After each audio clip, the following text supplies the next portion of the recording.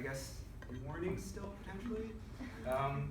So I guess I don't know too much about your guys' program, but I guess it's a way to introduce you guys to like scientists and researchers in the STEM fields to get an idea of what kind of work we do and what kind of things we do and what kind of opportunities exist for you guys.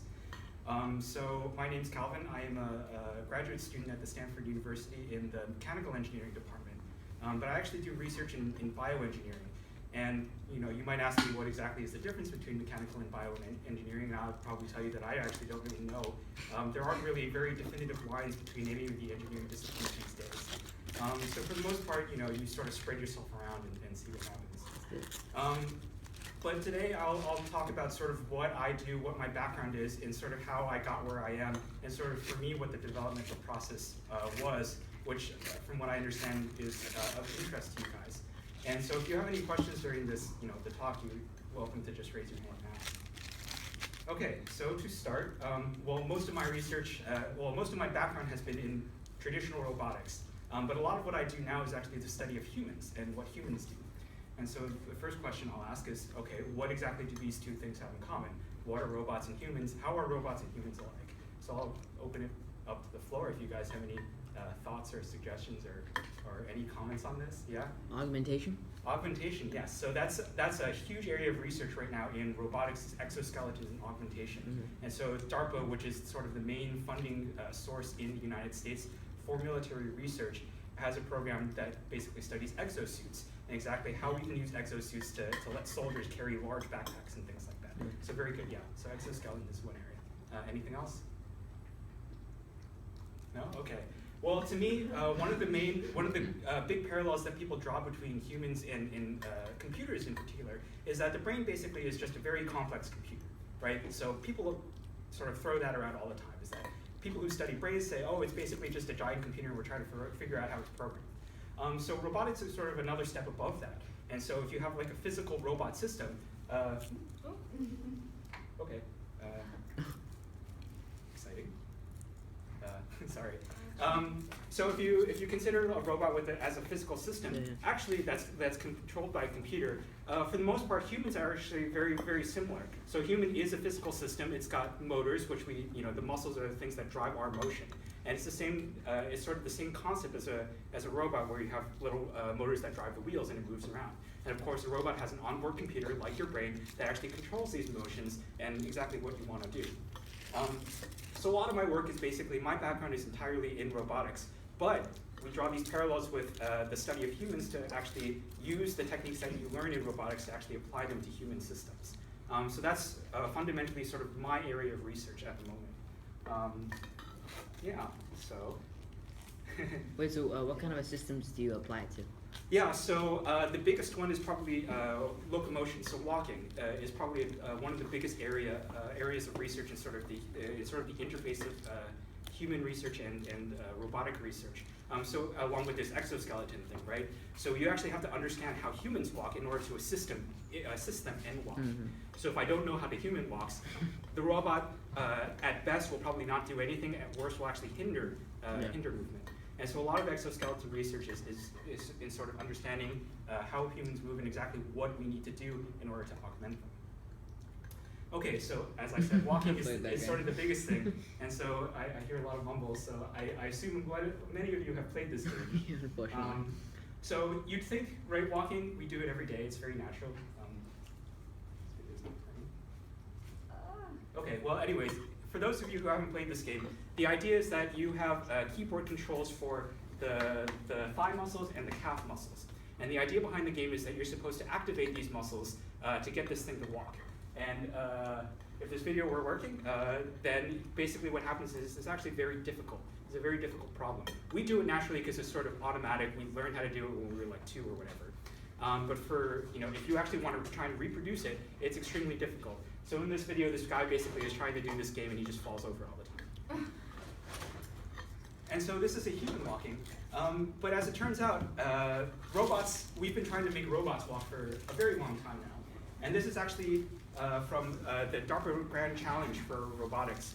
And so the DARPA program occasionally puts out these grand challenges. The very first one was actually in driving cars, which is sort of what spawned this whole driving car industry.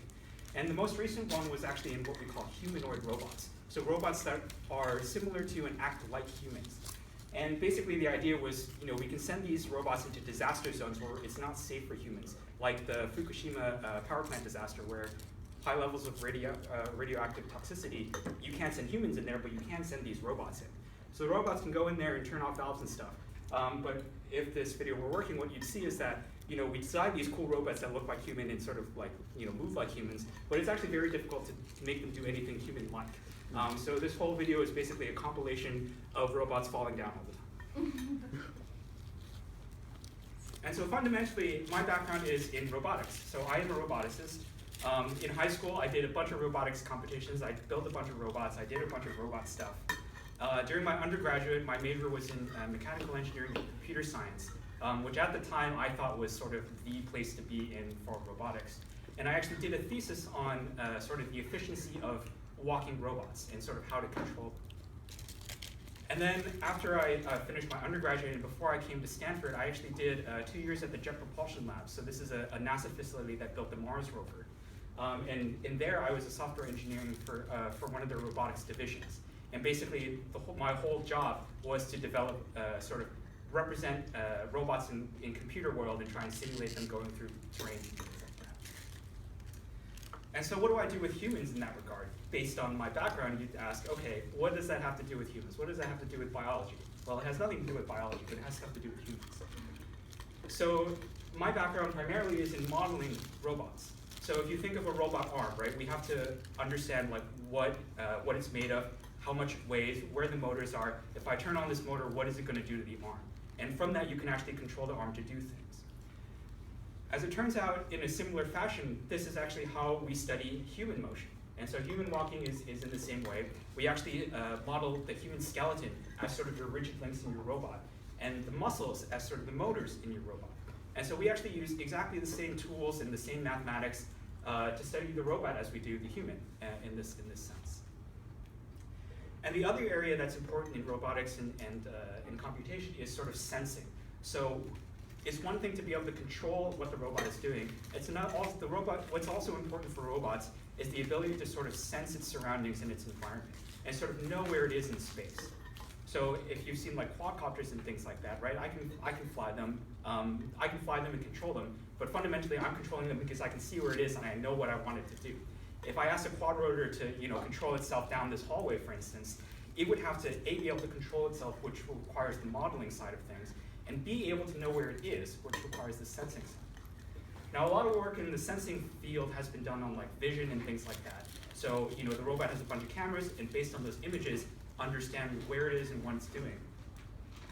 But in the same, we actually use these same technologies and these same techniques to actually study human motion. And so a big thing in human motion is what we call motion capture. And if you've ever seen like Pixar movies or like video games with like realistic human dynamics, they actually do this. They actually do this thing where they stick a guy in a room, put a bunch of markers on him, and just like take images of him. And based on how he moves, they'll actually use his motion to render images in like Pixar movies and things like that. So that's actually why Pixar movies, the human motions look very realistic, is because they do analysis like this and understand how he moves. Okay, so now I'm going to talk a little bit about exactly how I got to where I am now. And so right now, you guys, this is a fun cartoon I stole off of PhD Comics, which I guarantee you'll understand once you get older. But the idea is that once you're still young, some of you might know exactly what you want to do in the future. But I know a lot of us have no clue, and we just sort of dabbled in everything. And so that's sort of what this graph represents. Sort of when you're young, you know a little bit about everything. And as you get older and older and older, you start to specialize until you get to the point where you know a lot of stuff about one very specific thing. And so that's sort of the progression of my journey. But the important thing to note here is that I think that what's missing from this graph is that I specialize primarily in one very specific thing. But once you actually specialize in that one very specific thing, you can actually apply it to many different fields. So in my case, I specialize in a particular branch of robotics called modeling and simulation. But I use these techniques in modeling and simulation of robots to study human motion, exactly how humans move and how humans get injured in particular. Okay, so pre-college. What did I do in my high school? Basically, I did everything. At high school, I joined clubs like this one to sort of get exposure into a lot of different things. And this is something I recommend, especially for like freshmen and sophomores and things like that. You try and do as much as you can of. So I assume you guys, Palo Alto High School, must have tons and tons and tons of fun clubs you can join and fun things you can do. And so, I did the Ocean Science Bowl, which is basically marine biology and some biochemistry and things like that. Hated it. I went to Columbia University. They had a program basically that taught courses in a bunch of things. I took one in chemistry. I thought it was pretty cool, but I'm not a chemist, so I didn't like it that much. I did an internship at a hospital studying leukemia, basically a lot of wet lab work. And to me, it was extremely boring because it was like pipetting stuff, and then waiting for like reactions to run. It was basically, to me, it was just like hours and hours of waiting, so I hated that too. And I also did a bunch of music stuff, which, I mean, music, unfortunately, there's not too much money in, so that wasn't really an option. But my point is, right, I tried all these things out. I didn't know if I'd like them going in, and then once I did them, I found out, okay, this is probably not exactly for me. And this is sort of, I think, very important for sort of narrowing down your options going out. Okay, so after high school, for me, once I got to my senior year, I had a pretty good idea that I wanted to do robotics and wanted to be like a mechanical engineer, computer science guy that specialized in robots and designing, building, whatever. For a lot of you, once you get into undergraduate, once you get into college, you might not be that fine-grained, but you might have an idea of, I want to do something in science, I want to do something in engineering, I want to do something in the fine arts or humanities, or something like that. And that's always, I think as long as you have that much granularity, that's always a good place to start. So once I got into college, obviously there are a couple of seniors here, you'll have a bunch of choices, hopefully. Hopefully you'll have a bunch of choices on where to go. And so I think one of the big important things for me is that when I was choosing colleges, I had a choice between Stanford and the California Institute of Technology, which Caltech for short. And so I actually didn't go to Stanford for my undergraduate, I went to Caltech for my undergraduate. And the reason I chose Caltech was when you actually get into these colleges, they'll invite you out for what they call a visit weekend, normally. And so what you do, they'll have you stay on campus for like 3 days or something like that, and sort of have you experience what it is like to live and take classes at the campus. And so I went to both Caltech and Stanford's academic visit weekend, and I had a lot of fun at Caltech. It was a blast to me. So it was very fun for me. Stanford, it's a great place. It's a great community. It's great weather, et cetera, but it wasn't really a good fit personally for me. So as a result, that's, for me, the reason I chose Caltech over Stanford, is simply because I enjoyed it more. Their academics are both stellar. It's not, that's not going to make a huge difference in the long run. So if you ever, once you actually get accepted into colleges and have choices, I recommend you actually go visit these places and make sure that you'd enjoy living there, that you'd enjoy doing things there, right? If you go to Harvard but you hate the environment, you're not actually going to get a whole lot out of it. Right, but let's say if you go to UC Santa Cruz and love beaches, right, you're gonna have a lot more fun, I guarantee you. And then while you're in college, get interested in something. So basically, this is a continuation of what you did in high school, right? I tried all sorts of random stuff out in high school, narrowed it down to sort of engineering and robotics. I still did a bunch of random stuff in college too to sort of further narrow things down. So I actually did a fellowship in sustainability and basically measuring water sustainability at the Caltech campus. It was interesting, didn't like it too much. And then after that, I went to the Jet Propulsion Laboratory to do a few internships in the robotics lab I actually ended up working in. And that was very fun. I had a blast doing it, and I enjoyed making models and having them run and things like that. And so I did this for a couple years, and after that decided, that would be a good direction to go to, at least for my career at the time. And then I also, dabbled in neuroscience and things like that. So again, for me, college is a good place to sort of really narrow down your specialty a little bit more. And so after that, basically, once you leave your undergraduate, then it's a big choice between what they say, industry and academia. Industry being going to work for like Google or Jet Propulsion Laboratory or doing your own startup, for instance. Academia being things like graduate school, getting an MD, getting a law degree, or on your path to like a professorship or something like that. And so there are a lot of differences between industry and academia. And it's sort of important to understand what those differences are in your career choices. But for me, obviously, I actually went to do both in the end. So I actually started in industry, going to the Jet Propulsion Laboratory, which is basically just going to a company and working for a little while. And then so in this regard, right, after you leave undergraduate, you should have a good skill set in doing something. And so when you go to industry or academia, the whole point is basically to just apply those skills to do stuff. In industry, basically, you apply those skills to create products, to provide services. In academia, you apply those skills to do research and make discoveries. And those are sort of very broadly the fundamental differences between the two. Now, I started, as I said, in industry, going to the Jet Propulsion Laboratory. And I did enjoy it quite a bit. But I actually ended up leaving the Jet Propulsion Laboratory because I wanted a little bit more freedom in what I did. So as with industry, as with most people tell me in industry, my experience at least is that you sort of go into industry and people tell you what to do, unless you're like way up there, unless like you're the chief technology officer or something like that. Even then you have like a board of directors telling you what to do, right? But in industry, people will tell you what to do and you just go off and do it, right? And then you develop whatever it is. In academia, it's a little bit more free, right? You have a little bit more freedom to do the kind of research, the kind of interesting science that you want to investigate. It is a little more restrictive than that, but you have a little bit more freedom to wander around and do whatever you want. But it is a lot more risky, right? So if it doesn't work, then that's it. Whereas when you're developing products, it's more known that things are going to work out in the end. So effectively for me, I left industry because I wanted sort of that freedom to do the research that I wanted to do in studying human motion and in particular walking, which is sort of where my background is now. And so when I decided to leave Jet Propulsion Laboratory, I went and applied to a bunch of graduate schools, very similar to the way you'll apply to colleges now, and they'll accept you and then they'll have you out to visit. And again, I was left with a choice between Stanford, the University of Pennsylvania, and Carnegie Mellon University. And so now I had to make a choice, okay, which graduate program do I go to? And like the same thing with, as I suggested with the colleges, go out and visit and see what they do, see what they specialize in. And ultimately this time I chose Stanford because my background is in robotics, but I wanted to get a little bit more sort of biology mixed in there. I wanted to understand how humans move and apply that to robotics. And so Stanford actually has sort of these three schools, has sort of the best medical program and has sort of the best integration with the medical program. Engineering and medical program. So ultimately, that's why I chose Stanford.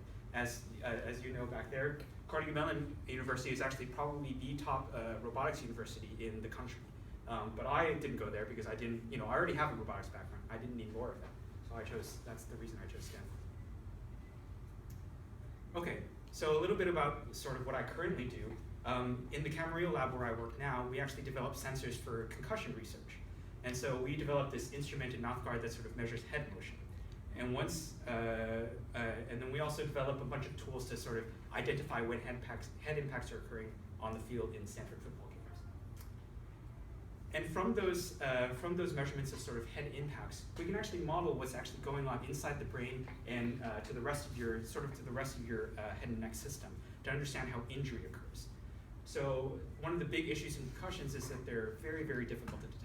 And if you've had the unfortunate experience of having a concussion, they're extremely debilitating. So the reasons concussions are very difficult to detect is because right now the gold standard for detecting concussion is if I ask you like a question, how do you feel today? What day is it today? Where am I right now? And if people can't answer those questions, they say they have a concussion. But there are milder forms of injury where people will still remember what day it is, but they'll still have suffered some kind of damage inside their brain. And so what we're trying to develop with these sensing tools is exactly how hard do you have to get hit to get a concussion. And then once we actually understand that, use these tools, deploy them to the field as a diagnostic tool and say, as the players are running around getting hit in the head, oh, you suffered a hit that would have produced a concussion, we need to take you off the field and get checked out. And so that's sort of where my research is currently. And so a lot of the research that I do involves me going in and testing things out on myself. So I get hit in the head a lot and wear a bunch of sensors. And it's pretty exciting. Yeah, so the take-home message here is that, at least from my perspective, is that STEM is very interconnected. So again, I am a roboticist, but I do my research primarily in human systems and human biology now. And so again, I think my recommendation for you guys is as you progress in your career, really specialize in something. It's important to specialize in something and become really good at it. But once you actually make that specialization, don't actually just pigeonhole yourself into that one thing, right? I could have easily gone into a career just doing like strict robotics, but that's not as doesn't provide as many opportunities and fundamentally is not as interesting. So once you actually specialize in something, make some friends in other fields and try and apply your specialization to other fields. So in my case, right, I specialize in robotics, but a lot of the tools I use in my robotics research, I am now applying to the study of human motion and injury. And of course, after that, following that, a lot of my story up to now has been just like sort of trying stuff out and discovering that I hate it a lot. So biology, chemistry, not exactly my strongest suit. I really suck at quantum physics, so that wasn't a good idea. So in that same realm, right, do a bunch of internships, just try out all sorts of stuff, figure out that you don't like it. You're all very young, you have a lot of time to do all this stuff. When you get into colleges, go visit the colleges and really make sure that you like them. When you get into grad schools, go to the grad schools and make sure you really like them and make sure you have a reason for going there. Places of employment, same thing, right? Go there and make sure you'll enjoy working there. I have a friend at Google, Google pays $100,000 for fresh out of college CS majors. It's a great job, it's supposed to have a lot of perks. He hated it. But he had to actually go there to figure that out, unfortunately. But fundamentally, I think the best way to get this kind of exposure very quickly is to do a lot of internships. And the reason sort of we have summer vacations is to let you go out and try stuff. Whether you go to Bolivia and do humanitarian aid type things, or go to the hospital and volunteer at like X-ray radiology or something like that. So these are sort of my take-home messages for your future.